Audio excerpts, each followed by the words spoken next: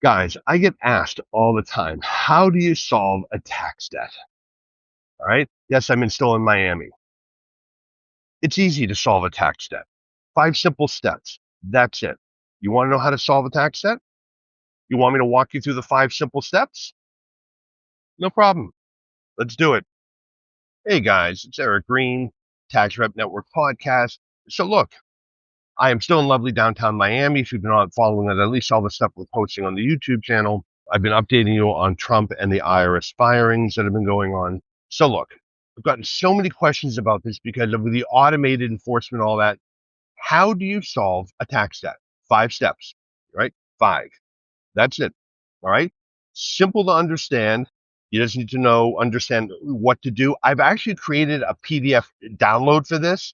If you're interested, I'll put a link in the description. You can go download that. It's free, but 5 steps. Number one, and by the way, if you're a taxpayer listening to this, you can do most of this too. There's a lot of things that a taxpayer can do to solve their own problem. I'm not joking. I'm being serious. Step number one, right? Step number one, tax compliance.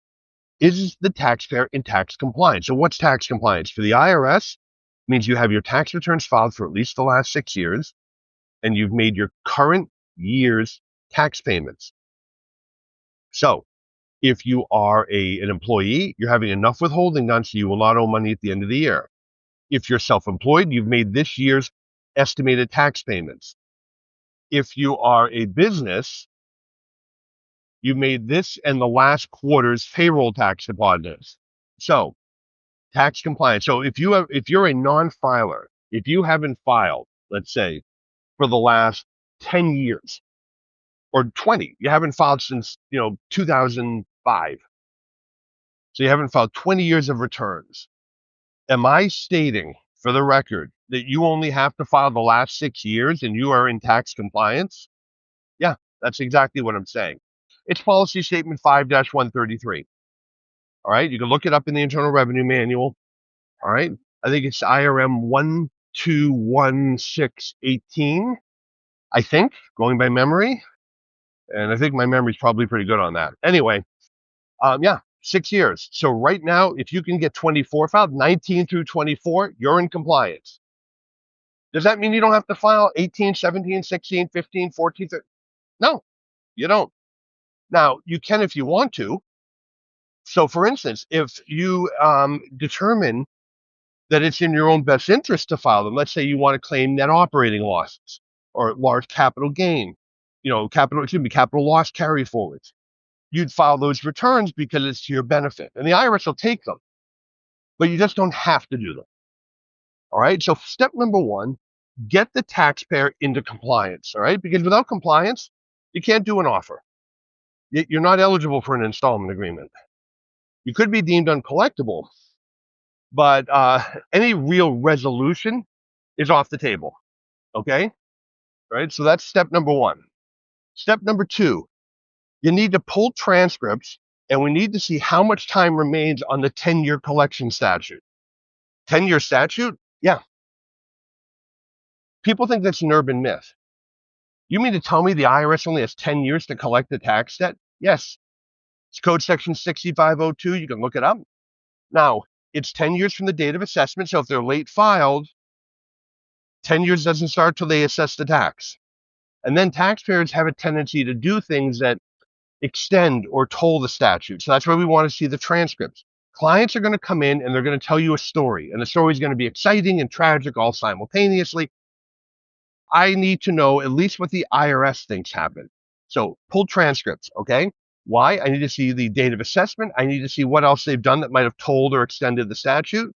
So why is that important? I need to know how much time is left, because to do an offer in compromise, all right, to do an offer in compromise, you cannot show an ability to full pay. How do I know if you have an ability to full pay if I don't know how much time remains? Right? Because I got to look at your income and your expenses, all that, which is step number three. Do the RCP calculation. What's RCP? Reasonable collection potential.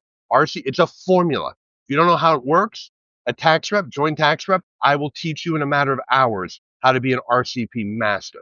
Okay? And again, we cover a lot of it in this free guide. The point is, We need to know how much time remains, and we need to figure out what the client's RCP is to see if they can full pay. And if they can't full pay, well, good, we can do an offer. How much does the offer have to be? It's not a random number or a set percentage. The RCP formula is going to determine how much the client has to pay. Pure and simple. All right. So it's really a formula. Right. That's why when I say that any CPA, EA, or an attorney can master this, I'm not making that up. I'm dead serious. Give me 4 hours and I'll teach you how to do an offer. Period. All right. Step number 4. We have them in compliance now. We've pulled transcripts. We know how much time is left on the CSED dates. We've done the RCP, so we know what our client can pay and what an offer would be. Step number 4, get the documents together. Do the 433. Get the 656 if you're doing an offer. And if you're doing an offer, it'd be a 433 AOIC, right? Get the forms together. Make sure you have all the supporting documents, with it. Because when we submit these packages, we need to support every number that's on that 656 and 433. All the documents are going to go with it. We're going to draft a cover letter, obviously explaining any special circumstances, anything we want the offer investigator to know. That is our opportunity to highlight that for them. All right. And then step number 5, get it filed. Okay. Get it filed. If you're doing an offer, there's a $205 application fee, and you're either going to submit 20% of the amount offered with it, if you're doing a lump sum offer, or if you're doing a periodic or deferred offer, you're going to make the first monthly payment and keep making monthly payments until it's either accepted or rejected. Right? Last thing, and it's not one of my 5 steps, but it is important. I get 93% of my offers done. Now, I tell you that for 3 reasons. 1, to brag. Reason number 2, I teach this stuff and I do this for a living. I like to think I know what I'm doing. But reason number 3, I tell you that, notice I said 93%, not 100. My clients are the same as your clients. My clients don't tell me everything. My clients fall out of compliance and void their offers. I don't have some sort of special corner on the market of gifted clients. My clients are the same goofballs sometimes that you have to deal with. We talk to them, we explain to them, they don't listen. All right? There's a reason they're in trouble in the first place. And I say that because, I have clients all over the spectrum. People that are criminals at one end of the spectrum, people on the other end that have had horrific things happen to them I would never wish on anybody, and everything in between. All we can do is try to educate the client, help them get this resolved, and arm them for how to maintain and put this behind them so it's just a bad memory. They're going to listen or they're not going to listen. But of all those that we get accepted, half of them we have to go to appeals. So going and taking the case to appeals is not only not uncommon, it's quite common.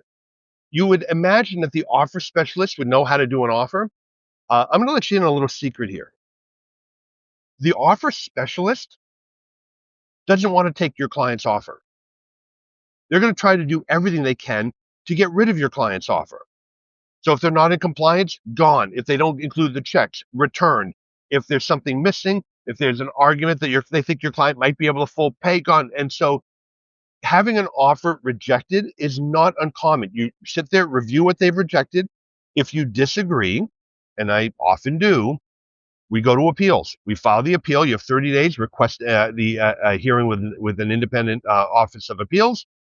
And we go to appeals, and the appeal is very simple. Bullet point what you disagree with. We disagree with this. We disagree with this. We disagree with this.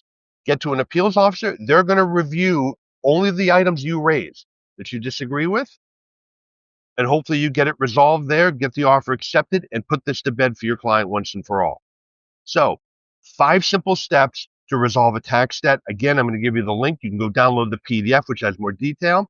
And otherwise, talk to you later. Bye-bye.